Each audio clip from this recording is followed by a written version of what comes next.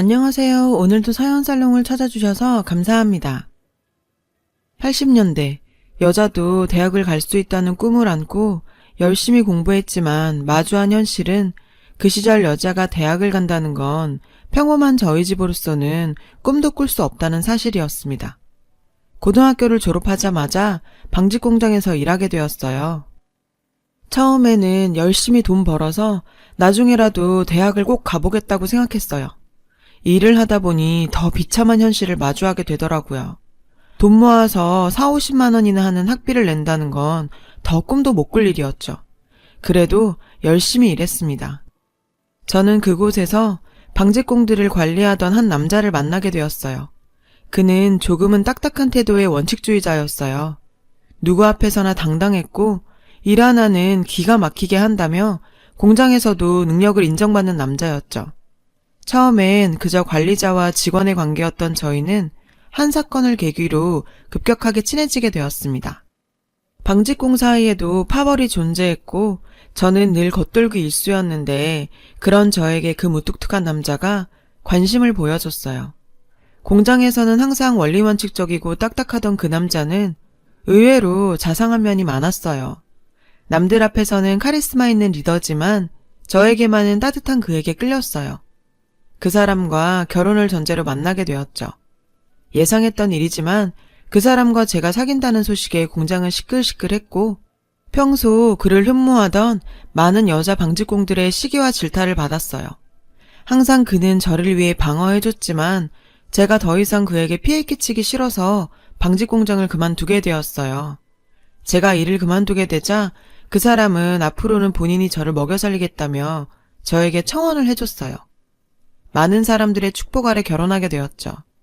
좋아하는 남자와 결혼해 행복하긴 했지만 한편으로는 걱정되는 점도 있었어요. 남편은 말로만 듣던 송귀한집 3대 독자였는데요.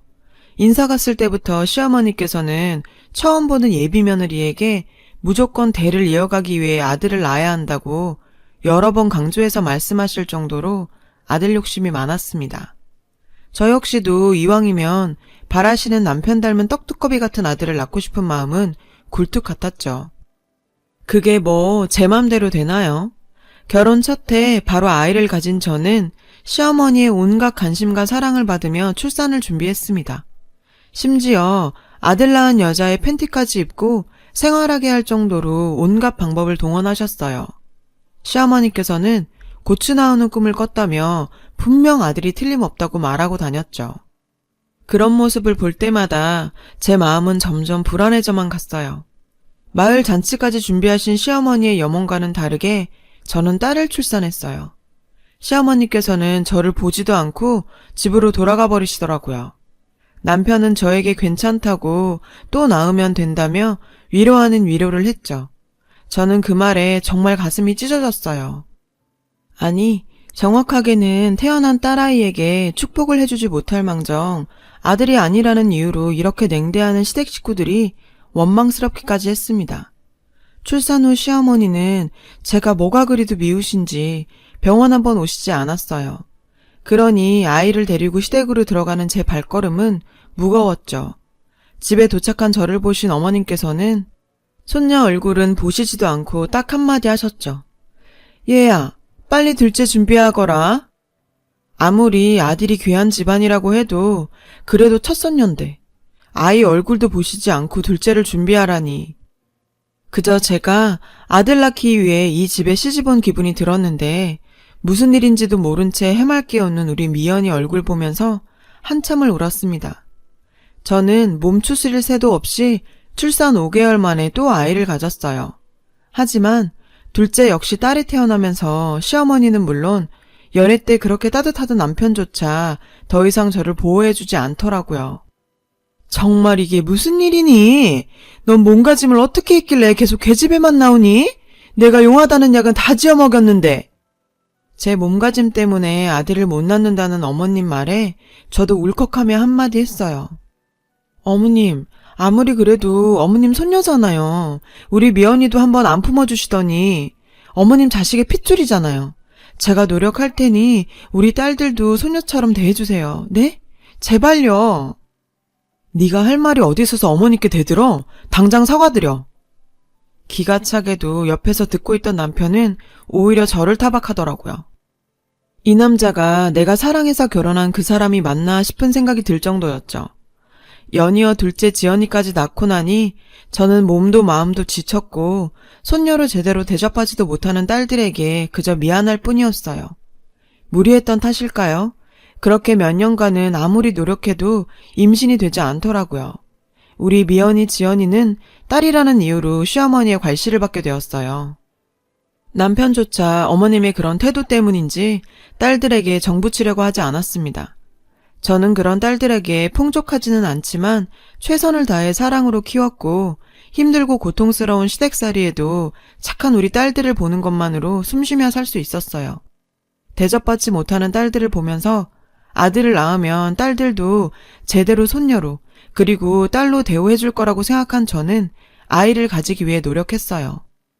둘째를 낳고 3년 뒤 셋째를 가지게 되었는데 정말 하늘도 무심하시지.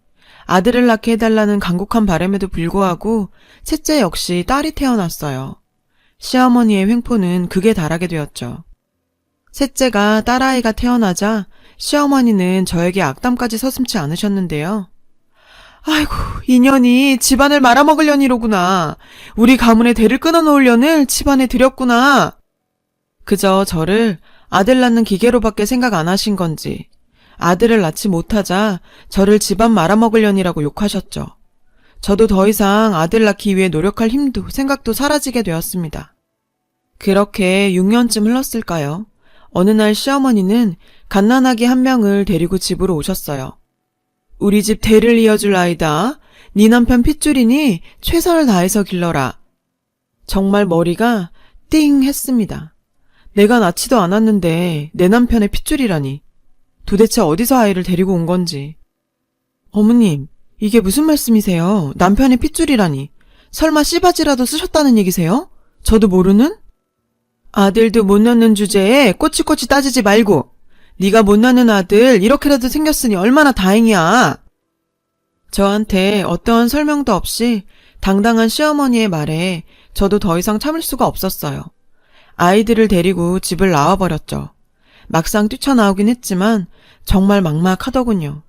23살에 결혼하자마자 시집살이 하면서 경제권도 없이 살아온 저에게 세 딸을 책임지는 건 정말 어려운 일이었어요. 그래도 제 딸들을 지키기 위해 열심히 노력했어요. 하지만 제 이혼과 함께 눈물을 머금고 아이들은 그 집에 빼앗겼어요. 딸을 원치도 않았고 대우도 안 해줬으면서 왜 딸들을 뺏어간 건지. 남편은 저와 이혼 후 아들을 낳아준 그 여자를 집으로 들였어요. 그 여자는 자연스럽게 세 딸의 엄마가 된 거죠. 그렇게 딸들을 데리고 갔으면 잘해주기라도 하지. 아들이 생긴 그 집에서 우리 세 딸은 그저 집안일이나 시키면서 천대받는 존재가 되었어요. 저는 아이들의 양육권을 찾아오기 위해 백방으로 노력했지만 양육할 능력이 안 된다는 이유로 늘 거절당했습니다. 첫째 아이가 대학 갈 시기가 되자 그 집안 식구들은 여자가 대학을 왜 가냐며 빨리 취업이나 해서 집안에 도움이나 되라고 아우성이었어요. 그 이야기를 듣고 앞으로 남은 인생 더 우리 딸들을 위해 살아야겠다고 다짐했죠. 아이들 대학 졸업까지 내가 책임지겠다는 마음으로 식당 일부터 마트 점원일까지 가리지 않고 했습니다. 아이들이 제 마음을 알아준 건지 다들 대학까지 무사히 졸업하게 되었어요. 그리고 몇 년이 흘렀을까요? 연락하면서 지내긴 했지만 다 큰 아이들도 바빠지고 저도 제 살 길 찾아 바쁜 나날을 보내던 어느 날 제가 살고 있는 원룸으로 아이들이 찾아왔어요. 저에게 울면서 이야기하더라고요. 엄마, 오래 걸렸지. 이제 우리 다 같이 살자. 엄마 집에서 쫓겨나고 우리 세 자매 이날만을 기다리면서 살아왔어. 이제 우리가 모실게. 미연이는 본인이 저와 세 자매가 살 집을 구했다면서 이제부터라도 같이 살자고 얘기했는데 너무 갑작스러운 딸들의 말에 흐르는 눈물을 그칠 수가 없었어요.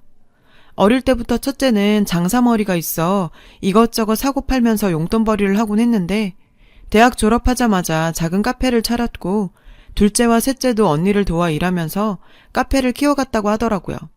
첫째 아이가 카페를 하고 있는 건 알았지만 딸아이의 손을 잡고 간 카페의 규모는 제가 생각한 동네 작은 카페 수준이 아니었어요. 저 큰 카페 주인이 우리 딸들이라니 정말 믿어지지가 않았죠. 엄마, 우리 진짜 열심히 공부해서 셋 다 장학금 받고 공부했고 엄마가 피땀 흘려 번 돈 한 푼도 안 쓰고 모아서 이 카페 차리는데 종잣돈으로 썼어. 이거 엄마 거야. 이미 2호점, 3호점까지 예정되어 있을 만큼 대박집이 된 아이들의 카페였습니다. 연수입이 살다 살다 0이 이렇게 많은 액수는 본 적도 없을 정도였으니까요. 미연이, 지연이 그리고 희연이까지 부모의 이혼에도 빗나가지 않고 바르게 커준 것만도 고마운데 이렇게 저까지 찾아서 함께 살자고 해주니 지금 죽어도 여한이 없다는 말이 실감나더군요. 아이들이 마련한 집에서 넷이서 전에 없는 행복한 시간의 나날을 보냈습니다. 아이들의 제안을 받고 평생 꿈꿔오던 대학에도 다니게 되었어요. 정규과정은 아니었지만 50이 넘어 아이들 덕분에 새로운 도전을 할 수 있었죠. 30살 이상 차이 나는 대학생들과 함께 과제라는 걸 해보는 것만으로도 꿈꾸는 것 같았어요. 과에서 저를 특별히 잘 챙겨주는, 실제로는 아들, 딸뻘인 동기들도 있었고요. 수업 후 그 친구들을 데리고 카페로 오면 늘 딸들은 맛있는 음식들을 대접해줬어요.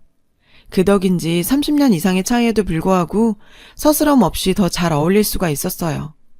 여느 날처럼 카페에서 딸과 일도 하고 있던 저는 잊고 지내던 그 목소리를 듣게 되었죠. 여기가 지연이가 운영하는 카페냐? 돌아본 그곳엔 많이 늙긴 했지만 그 표독한 표정은 그대로이신 시어머니가 서 있었고 그 옆엔 저를 밀어낸 아들을 낳아준 그 여자가 서 있었어요. 할머니가 여긴 왜? 내가 못 올 것을 봤느냐? 손녀가 돼서는 이런 좋은 가게를 차려놓고 이 할미를 한 번도 초대 안 하고 너는 어려서나 커서나 이기적이기 매 한 가지구나. 애미가 그 꼴이니? 아직까지도 여전히 저나 손녀에게 악담하는 건 그대로였어요. 단도직입적으로 말하마. 이번에 우리 창모 미국으로 유학 보낼까 하는데 누나인 너희들이 창모 유학비 좀 대거라. 너희도 이 집안에 뭔가 도움이 되어야 하지 않겠니? 어처구니 없는 시어머니의 말에 지연이는 그저 웃어버렸어요. 할머니, 정신 차리세요. 저희가 왜 창모는 유학비를 대줘야 해요? 도대체 그 집안이란 곳에서 우리한테 해준 게 뭔데요? 여자는 공부할 필요 없다면서 맨날 집안일 시킨 게 저희 잘 되려고 한 거예요? 그놈의 아들. 할머니가 언제 우리 손녀를 생각이나 해줬어요? 아들 낳았다고 우리 엄마 내쫓아버리고 저 여자 집안에 들인 사람이 할 말은 아니죠. 저 여자? 너는 네 새엄마한테 말버릇이 그게 뭐니? 이래서 핏줄이 중요하다는 거다. 우리 집안 핏줄에 사람 하나 잘못 들인 이 꼴이 난다니까. 지켜보고 있던 저는 더 이상 딸에게 저런 더러운 싸움을 하게 하고 싶지 않았어요. 오랜만이시네요. 여전하시고요. 어머, 네가 여기 웬일이니? 네가 버린 딸들 좀 잘됐다고 단물 빨러 왔니? 어머님이야말로 손녀는 취급도 안 해주시던 분이 단물 빨러 여기까지 직접 오신 거 아니에요? 참, 듣자 하니 그 잘난 당신 대 이어갈 아들놈 사고만 치고 공부도 치지리도 못한다면서요. 그래서 유학이라도 보내시게요? 손자놈 유학 보내고 싶으면 당신의 돈으로 보내. 우리 딸한테 돈 대라 마라 하지 말고. 종 취급하더니 어디서 수작질이야? 내가 지금도 네 며느리로 보이니? 자기 손자놈 유학비 손 벌리러 온 주제에 무슨 염치로 저 따위 행동을 하는 건지 옆에 있던 새 며느리는 한술 더 뜨더군요. 당신은 빠져요. 우리 집안 문제예요. 무슨 권리로 그 돈을 주라 마라 하세요? 참, 잘 모르시나 본데 우리 딸들이 이 가게 제 돈으로 차린 가게라네요. 당신애가 괄시하던 그 딸들 덕분에 저는 이 큰 카페의 사장이 됐고요. 지금은 대학까지 다니고 있네요. 알겠어요? 대학? 사장? 네가? 어디서 뻥을 쳐도. 거기 떨어져 있는 영수증 보세요. 누구 이름이 적혀 있는지. 영수증에는 황미숙이라는 이름이 당당하게 박혀 있었고 영수증에 제 이름을 확인한 전 시어머니는 그제서야 상황 파악이 되는 듯 했어요. 갑자기 누나를 굴리더니 혜미야, 우리 창모 유학 보내야 하는데 너도 한때는 우리 집안 사람이지 않았냐. 창모는 네 딸들 동생이고 네 남편 아들 아니냐. 창모가 집안 일으키면 너한테도 다 도움이 될 거다. 80 먹고 자기 손자를 위해 내쫓은 며느리한테까지 머리 조아리는 모습을 보니 안타깝기 그지없더라고요. 아이고, 아직도 아들 하시네. 무슨 조선시대 박자인간도 아니고 언제까지 그러실 거예요? 세상이 변했어요. 아들이든 딸이든 구분 없는 세상이라고요. 언제까지 그렇게 바보처럼 사실래요? 당신이 무시하던 손녀들은 자기 엄마 카페 사장으로도 만들어주는데 금지 옥엽하던 손주는 내쫓은 며느리한테까지 돈 구걸하게 만드네요. 참 인생사 모른다 그죠? 옆에 며느리 너도 남일 아니다. 보고도 모르겠어? 네 아들 유학 보내시겠다고? 네 아들이나 잘 지켜. 앞으로 그 자리 지키는 것만으로도 벅차겠다 야. 제 이야기에 얼굴이 홍당무처럼 빨개진 그들은 불이 나게 카페에서 나가더라고요. 전 남편도 제가 없을 때 가끔 딸아이들에게 찾아와 단물 좀 빨아먹을 거 없나 괴롭히길래 경찰에 신고했습니다. 그러길래 저랑 이혼했어도 손녀들에게는 잘했더라면 이런 일은 없었을 텐데 그저 손주 하다가 정작 진짜 백이인 손녀들을 놓친 그 인간들은 자업자득이 아닌가 싶네요. 저도 제 손녀 손주 보며 앞으로 더 행복하게 살아보렵니다. 잘 키운 딸 하나 열하듯 안 부럽습니다. 여러분도 정말 행복하시기를 바랍니다.